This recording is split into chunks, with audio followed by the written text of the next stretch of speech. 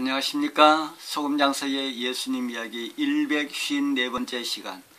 오늘은 이 터는 곧 그리스도 예수시라는 제목으로 짧지만 긴 감동으로 여러분들을 초청합니다. 먼저 본문 말씀을 봉독해 드립니다. 고린도전서 3장 11절에 있는 말씀입니다. 이 닦아둔 것 위에 능히 다른 터를 닦아둘 자가 없으니 이 터는 곧 예수 그리스도라. 율법과 하나님의 본성에 대한 위대한 원리가 산상에서 하신 그리스도의 말씀 가운데 구체적으로 나타나 있습니다. 누구든지 말씀 위에 집을 짓는 자는 그리스도 곧 만세 반석 위에 집을 짓고 있습니다. 말씀을 받아들임으로써 우리는 그리스도를 받아들이게 되는 것입니다. 그리고 그분의 말씀을 받아들이는 자들만이 그분 위에 집을 짓고 있다고 할 수가 있습니다. 또한 사도 바울은 이런 말씀을 사도행전 4장 12절에서 우리에게 말씀을 하셨습니다. 다른 이로서는 구원 얻을 수 없나니 천하 인간의 구원 얻을 만한 다른 이름을 우리에게 주신 일이 없음이니라 하고요. 말씀이시며 하나님의 계시이신 다시 말해서 그분의 품성과 그분의 율법과 그분의 사랑과 그분의 생명에 나타나신 바 된 그리스도께서만이 우리가 영구적인 품성을 세울 수 있는 유일한 기초가 되시는 분이시라는 사실입니다. 우리는 그리스도의 말씀에 순종함으로써 그분 위에 집을 짓게 됩니다. 단순히 의를 즐기는 자가 의로운 사람이 아니라 의를 행하는 자가 의로운 사람입니다.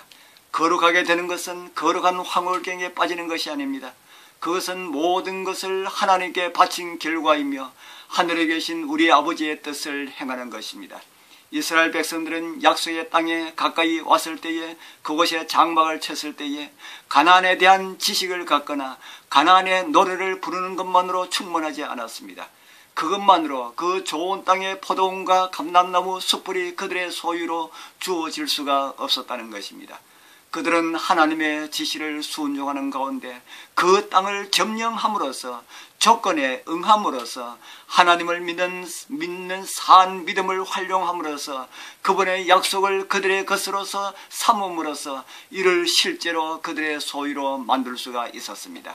신앙은 그리스도의 말씀을 실천하는 데 있습니다.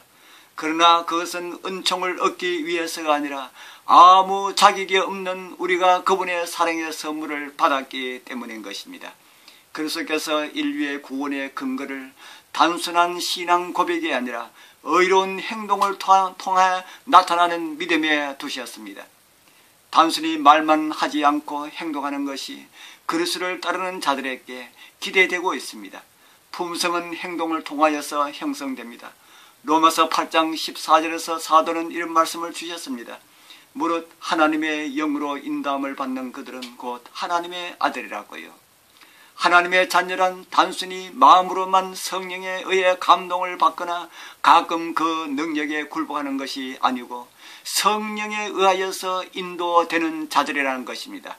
함께 하늘의 부르심을 받으신 거룩한 형제 자매님들이시여, 여러분들의 영혼의 집은 예수 그리스도 위에 세워져 있습니까?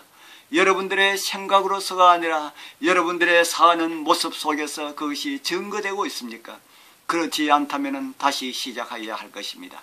만세 반석 되시는 예수님 위에 어떤 폭풍이 와도 떠내려가지 않을 수 있는 든든하고 견고한 집으로 지어져 가길 바랍니다.